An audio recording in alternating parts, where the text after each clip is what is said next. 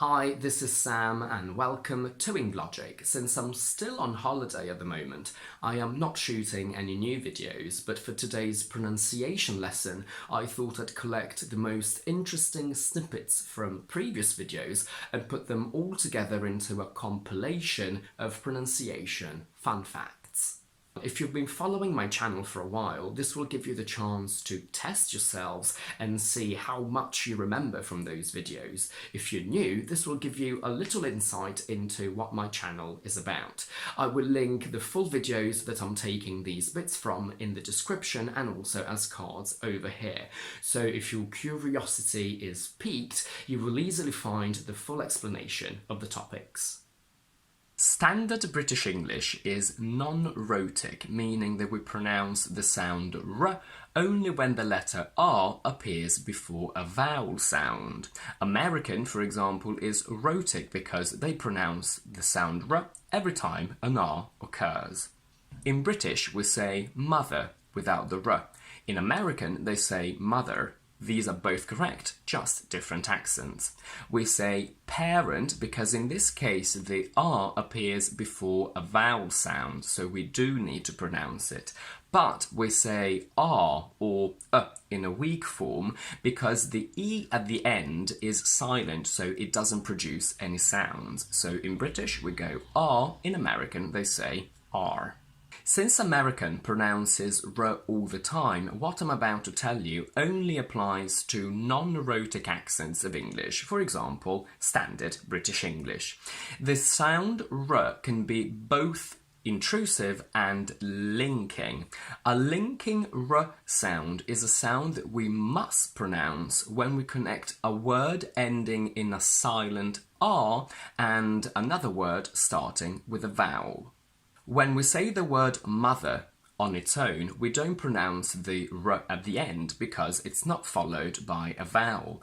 But when we speak and connect it to the word and, because we now have visually and physically the r being close to a, we must pronounce it. It's almost impossible to say mother and father and nobody would do that. We say mother and father using a linking r between mother and.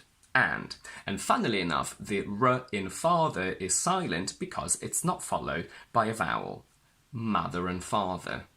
What you can see here is a list of different ways of spelling a silent r inside a word, which we must, however, pronounce as a linking r when we connect these words to a vowel sound. We say, the floor is wet. The car is ready. We need more apples. My fear of spiders. Whilst the linking r must be pronounced, British English also has an intrusive r, which you don't have to do, it's completely optional, unlike y and w, which we all automatically and naturally do. Some people say that using an intrusive r is not very good English. Now, I personally don't do it very often, but it's a very common thing to do, and they also do it in Downton Abbey, so if they do it, everybody can. Let's have a look at the sentence, the sofa is blue. Words ending in A are not English words, they're foreign words, and if you said the word sofa to me and I'd never seen it before and I didn't know what it meant, my English brain would automatically spell it as S-O-F-E-R because the letter A gives the sound the same sound that we get from E-R at the end of a word. Now, if the word sofa were indeed spelled as S-O-F-E-R and it were followed by a vowel, we would have to pronounce a linking r, resulting in the sofa is blue. Since this is the mental process that goes on in our brain when we pronounce these words together, it is possible in British English to actually say the sofa is blue, and a lot of British people do say it. Now, again, because there is no actual linking r, because sofa is indeed spelled with A and not ER, this is only a possibility. You don't have to do it if you don't want to, but it's very good for you to be able to hear it and understand it and know what's going on if you do hear it. Pronunciation requires your brain and your mouth to work together, and for this specific sound we really need to trick our brains into producing it correctly. Technically, English doesn't have nasal vowels, we only have nasal consonants, but I see this sound as the exception because if you simply follow the instructions given by the vowel grid, you will get a very open sound. So if you open your mouth a lot, you place your tongue against your teeth like that, and with flat lips you just get which is not which is exactly what we want. In my opinion, the difference between the from cup and the from cap is that quacks like a duck, quack, quack, quack, or a buzzer, and you need to consciously bring this quackiness into the sound. Your body will not do it automatically. The quackiness needs to be at the front of your nose, not at the back, otherwise you go French, As a mental image, you can think of it as coming from here, between your nose and your top lip. This is just a mental image, it's not coming from here. It's just a way to trick your brain. Following the idea of the quack of a duck, quack, quack, quack, and the instructions of a vowel grid, so this is the position that you need to take, we get by pushing the sound into your nose here, and you can also hold your nose. I know that in some languages ducks don't quack, but they quack, quack, quack. So if that doesn't work, always think of a buzzer. So basically in English we think of the from cup and we quack it in the nose to get cap. Another trick to get a good which may or may not work for you, is this. If we look at the vowel grid, we can see that the from bed is basically produced the same way as the from bad. The only difference is the openness of the mouth and obviously the quackiness that we have in the from bad but not in the from bed. That means you can start from the from bed, and as you keep the sound going, you can lower the jaw and then consciously bring the quackiness into the nose, like that.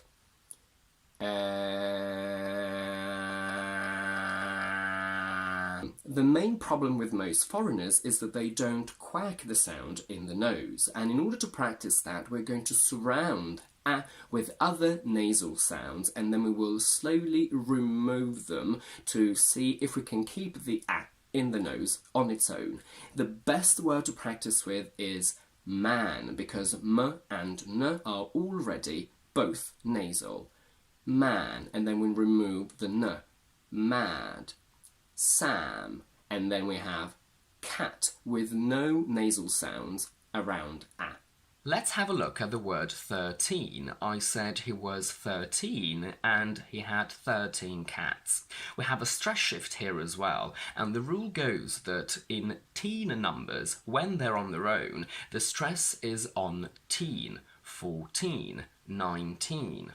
But when they're followed by a noun, the stress shifts to the front and we say 14 cats, 19 cats. The reason why we do this is that it's very unpleasant and hard to produce two stresses next to each other. So if I said 14 cats, I would have the stress on teen and the stress on cats next to each other, and that's very bad for intonation. And here's a fun fact for you. I don't know if you've ever carefully listened to a native speaker count fast, but when we do, we should technically say 10, 11, 12, 13, 14, 15, 16, 17, with the stress on teen, because these are all individual separate numbers. But because we're counting fast, these numbers are coming very quickly one after the other, so we actually move the stress to the front, and instead of saying 10, 11, 12, 13, 14, 15, 16, 17. We actually say 10, 11, 12, 13, 14, 15, 16, 17, 18. So we move the stress to the front. And what about the words Japanese and afternoon? Just like the word 13, these words have a secondary stress. What does that mean? If we look at the word afternoon, we will see that the primary or main stress is on noon, and this is shown in a dictionary by an apostrophe before the syllable that is stressed. So this will appear before the sound n in noon. But you will also see that there is another little apostrophe at the foot before the first R sound, and that describes the secondary stress, meaning that in terms of intonation and stress, the syllable R is not as important as noon, but it's not as insignificant as the syllable ER, which gives the sound I would always recommend you check a dictionary to see if a word has a secondary stress, but there are a couple of rules that we can use to spot the ones that do. If a word has enough syllables, the secondary stress will appear 2 syllables before the primary one. So, if we take afternoon, the primary stress falls onto noon, and if we go back 2, we get the secondary stress on R. Same thing for Japanese, for example. A secondary stress appears in adjectives related to nationality ending in "-ese", Chinese, for example. And this is something that I've come up with. I haven't quite found any solid evidence to back me up, but based on my research and observations, a secondary stress appears in opposites of one-syllable adjectives. When we go from known to unknown, unknown is obviously the opposite and it has 2 syllables, and here we have a secondary stress. But again, take it with a pinch of salt because I'm not entirely sure it's a hard and fast rule. Let's see how this shift actually happens. The general rule goes that all of these words on their own have their stress on the last syllable, but when we combine them with a noun, the stress shifts to the front. So, in 3-syllable words, we go from afternoon, Japanese, Portuguese, picturesque, to afternoon tea, Portuguese food. We go from Chinese to Chinese food, from this quantity is unknown to this is an unknown quantity. We will now end the lesson by talking about all the pronouns that start with the letter H, and I will also include he and his, even though they're not objective personal pronouns, because the same rules apply to all of these pronouns. As you can see, all these weak forms have the H sound in brackets, meaning that you can decide whether you want to use it or not. So the weak form of him can be him, just like its strong form, or simply im. Now, in standard, perfect and technically beautiful English, the H should never be dropped, which is what I tend to do, but it's extremely common to actually drop it. In fact, it's more common to drop it than not to. So whilst I say tell him, tell her, it's extremely common to hear tell him, tell her. I love him, I love her becomes I love him, I love her.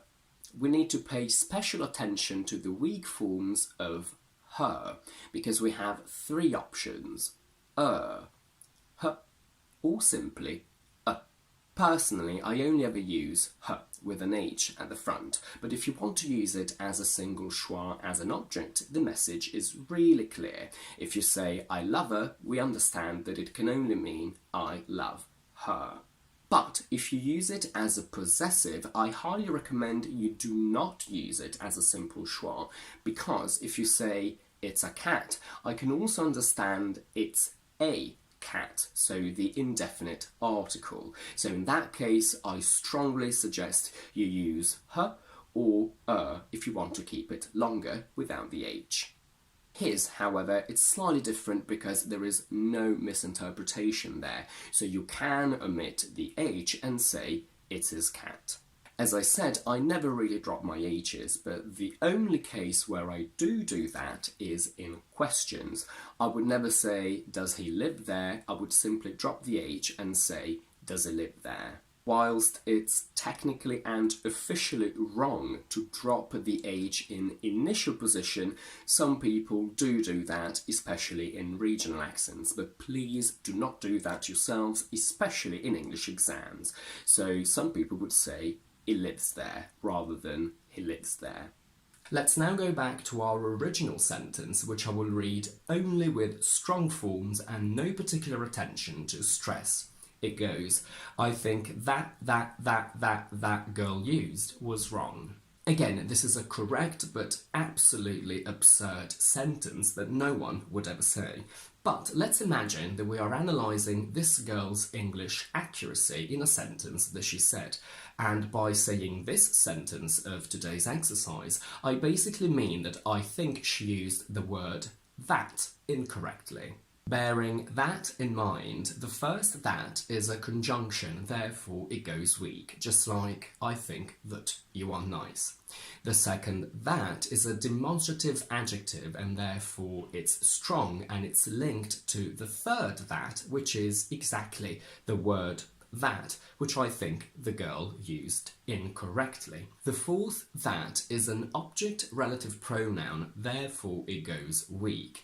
And the fifth that is a demonstrative adjective, again related to girl, therefore it goes strong. So we have two weak forms and we can use that to work on our stress and intonation. We will start very slowly just to focus on the pronunciation of these words.